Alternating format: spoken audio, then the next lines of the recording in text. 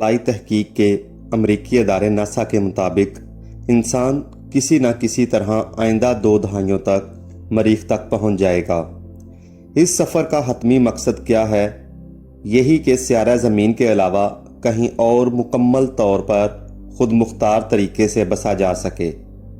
سائنسدان پہلے ہی ایسی ٹیکنالوجی پر کام کر رہے ہیں جو ہمیں انتہائی طویل دورانیے کے سفر کے نہ صرف قابل بنائے گی بلکہ انسان کو اس سفر کی تکمیل تک زندہ بھی رکھے گی۔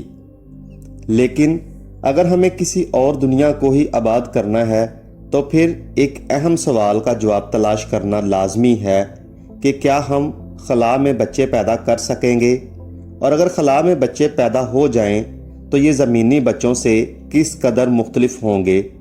یہ سب جواب جاننے کے لیے ویڈیو کو آخر تک دیکھیں، اور اگر چینل پر نئے ہیں تو چینل کو سبسکرائب کر دیں تاکہ اس طرح کی تمام معلوماتی ویڈیوز آپ تک بر وقت پہنچ سکیں۔ اگر انسان مریخ پر ایک نئی دنیا آباد کر لے تو اس کی بچے پیدا کرنے کے لیے بار بار زمین پر واپسی کا عمل آسان نہیں ہوگا۔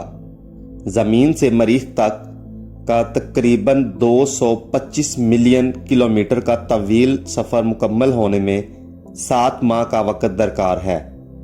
اس صورتحال کو دیکھتے ہوئے انسان کو خلا میں ہی بچے پیدا کرنے ہوں گے، مگر مشکل یہ ہے کہ خلا کا ماحول انسانی جسم کے لیے موافق نہیں۔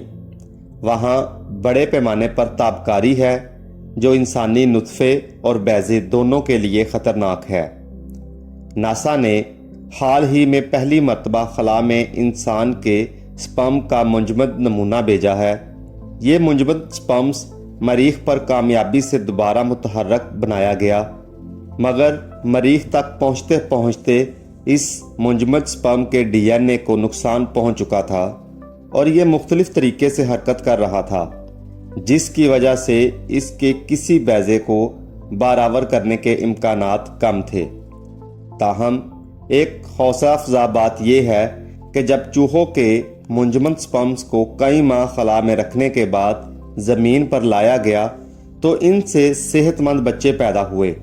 اگرچہ ان سپرمز کا ڈی این اے بھی تبدیل ہو گیا تھا، مگر جب ان کا ملاپ مادہ کے انڈوں سے کروایا گیا تو اس کو پہنچنے والے نقصان بھی درکار ہو گئے۔ تاہم خلا میں بیضے کی بڑھوتری کے لیے ضروری ہے کہ اسے نقصان دہ تابکاری سے محفوظ رکھا جائے۔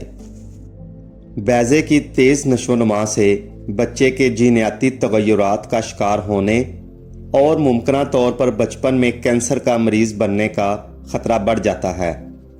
محترم ناظرین، ہم جانتے ہیں کہ کشش ثقل کی کمی سے خلا بازوں کے پٹھے کمزور ہو جاتے ہیں، ہڈیاں بربری یا کمزور ہو سکتی ہیں اور ان کے جسم میں گردش کرنے والے خون کی مقدار کم ہو جاتی ہے۔ کرۂ ارض سے باہر پیدا ہونے والا پہلا بچہ غالباً مریخ پر پیدا ہوگا، جہاں کشش ثقل زمین کی ایسی کشش ثقل کا تقریباً 38% ہے جو پیدائش اور نشو و نما دونوں کو متاثر کر سکتی ہے۔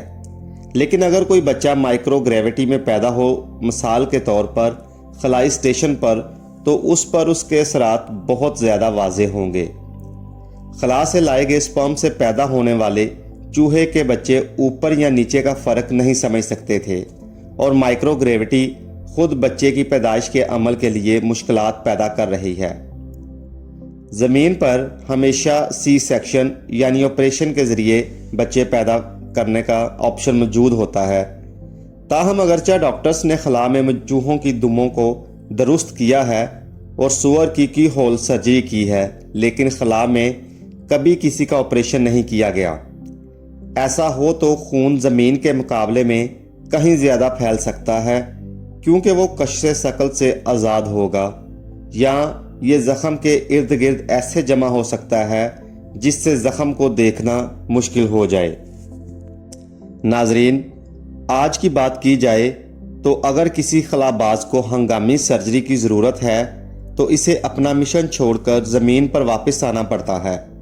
لیکن اگر فرض کر لیا جائے کہ پیدائش کا عمل کامیاب رہا، تب بھی مائکرو گریوٹی میں پروان چڑھنے والا بچہ زمین پر پیدا ہونے والے بچے سے نہ صرف بہت مختلف نظر آئے گا بلکہ اس کا رویہ اور حرکات بھی الگ ہوں گی۔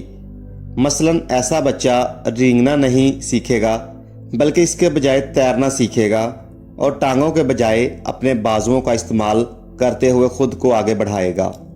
سخت ورزش کے نظام کے بغیر عین ممکن ہے کہ ان بچوں کے جسم کے نچلے حصے کی ہڈیاں اور پٹھے ان کے اوپری جسم کے مقابلے میں چھوٹے ہوں۔ خلابازوں کی طرح ان کے جسم میں موجود سیال ان کے سینے اور سر میں اوپر کی طرف سفر کر سکتے ہیں، جس سے ان کا چہرہ پھول سکتا ہے۔ اس کے نتیجے میں خلا میں پیدا ہونے والا اور پرورش پانے والا بچہ شاید کبھی بھی زمین پر رہنے کے قابل نہ ہو سکے۔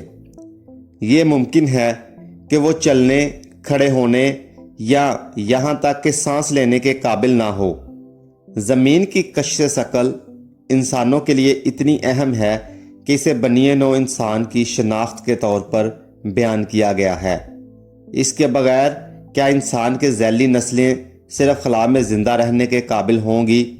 فرض کریں کہ تمام جسمانی مشکلات پر قابو پا بھی لیا جائے تو اس کے علاوہ اور بھی مسائل ہیں جن پر غور کرنے کی ضرورت ہے۔ ایسے الگ تھلگ اور انتہائی شدید ماحول میں بچے کی پرورش کے کیا اثرات ہوں گے؟ ماں تو رضامندی دے سکتی ہے مگر بچہ تو اس کے لیے اپنی مرضی نہیں بتا سکتا۔ کیا ایسے انسانوں کی پرورش کرنا اخلاقی ہے جو شاید کبھی کرۂ ارض پر قدم نہ رکھ سکیں؟